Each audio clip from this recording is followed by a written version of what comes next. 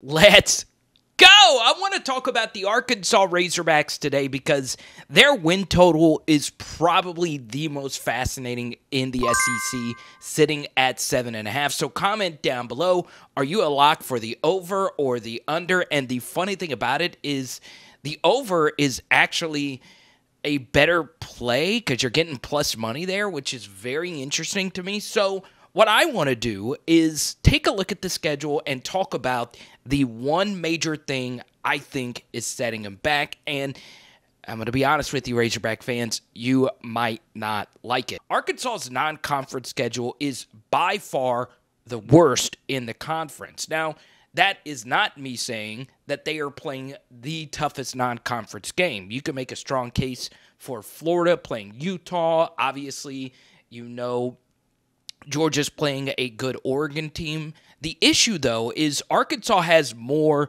losable games in the non-conference than anyone else in the SEC, quite frankly. Obviously, the Cincinnati game is happening here in the next 48, but no matter what happens in that game, you still have to go to BYU, and that will be on the back end of a back-to-back road matchup facing the high-powered Mississippi State offense from the week before. So that 4-game stretch, to me, is just going to eat them up. And then you have a tricky non-conference game versus Liberty. I do think they'll take care of the Fighting Hugh Freezes, but overall, that is tough. It's not so much that those non-conference games aren't winnable. I do think Arkansas has a better roster than Cincinnati. I do think they win that game, and I do think they have a better team than BYU. The problem with that, though, is that doesn't guarantee that you're going to win those games. Whereas most non-conference slates you see from SEC teams features one really good non-conference opponent and the other three cupcakes. This is a case where there's only one cupcake on this schedule, and that is Missouri State in week 3, right? And got that South Carolina game mixed in there. I think Ole Miss is actually really solid this year, and I think the trickiest game actually will be Missouri. I think Missouri is going to be fine this year, and if Missouri is sitting at 5 wins, remember the Vegas total for them is at 5.5. Let's just say Arkansas is a 7-ish win team at that point, 6, 7, whatever it may be.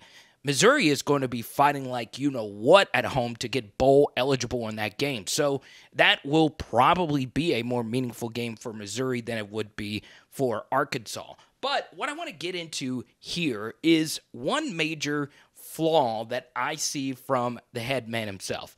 Let's go. Boom, I'm looking at you. Yes, you right now. So I know you've already subscribed to ring the bell and like the video. So let me start by saying I like Sam Pittman a lot, and he deserved the extension he received earlier this year. I felt it was fair for both sides. He gets the $5 million salary, and all he has to do is win 7 games. That includes a bowl game for him to get that extended to 2027. So that lets me know Hunter Yurachek, an athletic director who I think is one of the best in the country, that lets me know that he understands that at Arkansas, yes, of course, you want to win a national championship, but, the standards are really difficult to set when you have an Alabama on the schedule. But I feel there is 2 very interesting points to make about the Razorbacks, okay?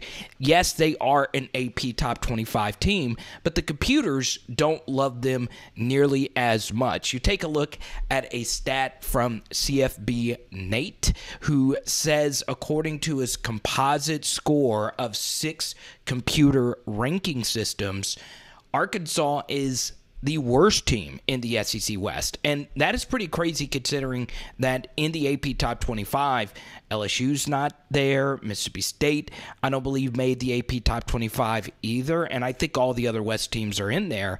But, Arkansas might be a little overvalued. The truth here is the 4th down management from Sam Pittman wasn't the absolute best. So you see, they burned a timeout in this very critical juncture of a game. The one thing you don't want to do in a close game is burn a timeout in the second half, because those are very important time-saving measures. I also don't think they would have burned a timeout here if they would have known they would have gone for it on 4th down, where it doesn't seem logical here to go on fourth down if you don't get it. But the more you think about it, the more logic it actually makes sense. I didn't say that smooth at all. But it makes even more sense that you should go for it on fourth down in this spot, right? And I know, well, if you don't get it, you're essentially giving Alabama the 2-score lead. Well, that's the thing. When you punt at the football, you essentially still guaranteed Alabama to go up by 2 scores. Let me explain. First thing is Alabama had been destroying Arkansas's defense. It was not even close. And even Sam Pittman referenced that in the post-game press conference. Alabama had 4 drives just in the second half alone of 60 yards or more or something like that. Point being is Arkansas's defense was not stopping Alabama at all. And the point is, if you know that you're not stopping them at all, everything that you're doing defensively isn't working, punting the football here is guaranteeing that they are going to score again. Now, of course, you can still play good defense, but as many of you that watch this game know, Arkansas ended up getting scored on again. And then it made it a 2-score game. And then something even more egregious happened from Sam Pittman. He got in another fourth down situation down by 2 scores and still sent the punt unit out. And they asked him about that. And, you know, a lot of the media waxed poetic about, well, Sam Pittman, at least he's going down fighting. At least he's going down aggressive. No, the idea that you would even send the punt team out on 4th and 11 when you are down by 2 possessions is lunacy, right? And look, I like Sam Pittman, but you got to call him out when those things happen. So he had to burn another timeout down by 2 possessions to get the right unit on the field. And guess what? They got it, a 4th and 11. So point here is, would you rather go for it on 4th and 5 when you have a half chance? It's about a 42% chance you complete 4th and 5 since 2014. When your offense had been playing good and you have KJ freaking Jefferson and Traylon freaking Burks. And, you know, here's the thing. If you get it and you score a touchdown, you actually take the lead. Instead, punting the football here is a cowardly thing to do because you're essentially just giving the game away right here. Because Bryce Young had been perfectly moving the football down your throats. So the idea that even punting right here, you know, the more you think about it, you know, it's 50-50. I know a lot of people are going to disagree with me, but you got to go for it. And you go even one step further. This wasn't the only time that this happened. Earlier this year versus Georgia, you're down by 2 well, you're down by a lot, and you're still punting on 4th down. Now, the fourth quarter punt, when you're down by a gazillion with your backup quarterback, that one makes a little bit more sense, but not this one here. You're in plus territory. It's 4th and 11. A punt doesn't do you any good here. You got to go for it there. Why are you waving the white flag? You're essentially saying we're giving up here. And then earlier in the year versus Auburn, you had some more cowardly punts. You had 2 4th down punts in plus territory in first half.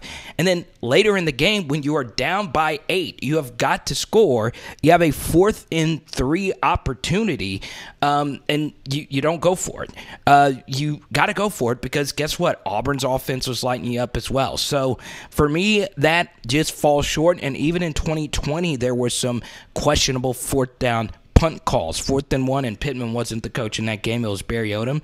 You're down 35-21 in the third quarter on a 4th and 1 against a Florida offense that had been pounding you. You got to go for it.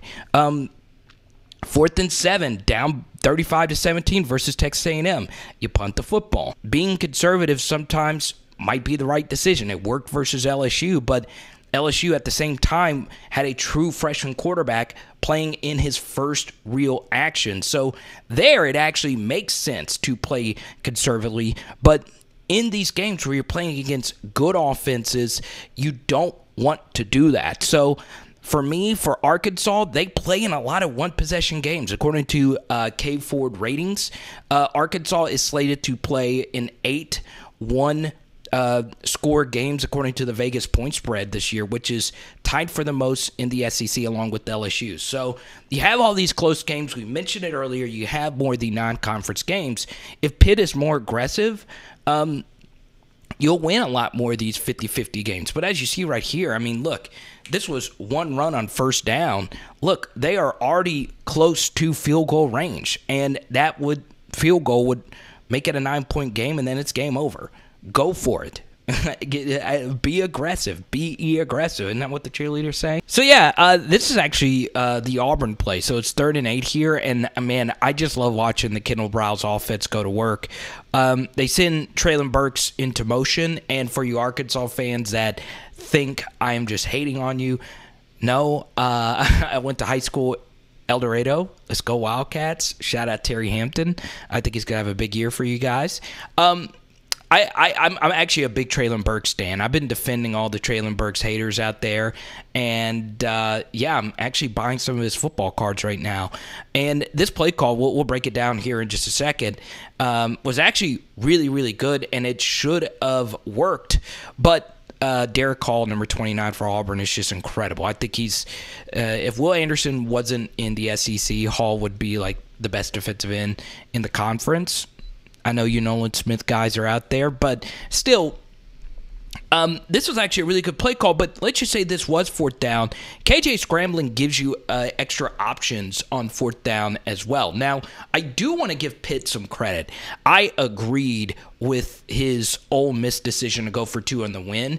That was actually some really good aggression. Just try and win the game right there on your own accord. Call your best play. That was a case, though, where I didn't really like the play call from Kendall. Now, we'll break this down from the end zone angle. This was actually designed, this is what looks to be mesh rail, right? So we get a chip right here from the tight end in man coverage on the running back. The motion by Traylon Burks let it be known that they were playing man coverage 1 high safety. And where Jefferson was trying to go with this football is right into this area right here, okay? And I feel Sanders did have a step. The issue, though, right here was the protection breakdown. And for those that don't know, I do a lot of film breakdowns on Power Hour LSU. They do a twist stunt, very exotic blitz call. Derek Mason was so freaking good for them last year, and this call actually essentially won them the game. I think that's potentially a touchdown if KJ gets an accurate throw right there. But even with the perfect blitz, KJ is such a good playmaker, he almost made it on his own. And for me this year, you lose Drew Morgan. I know you get Jalen Catalon back, but I just think this defense will take somewhat of a step back. And in this spot right here, you got to go for it, okay? Now, we talked about some other 4th down decisions. You might not fully agree with them.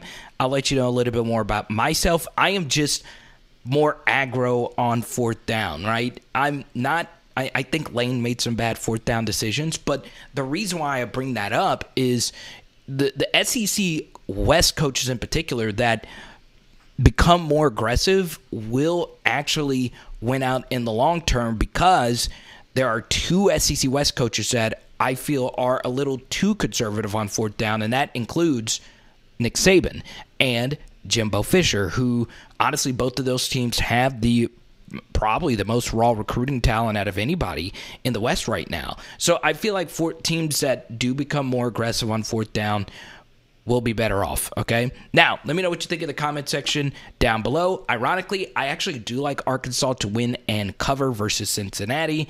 And once again, I'm actually really excited that, Josh Pate and the 247 team getting some national exposure there.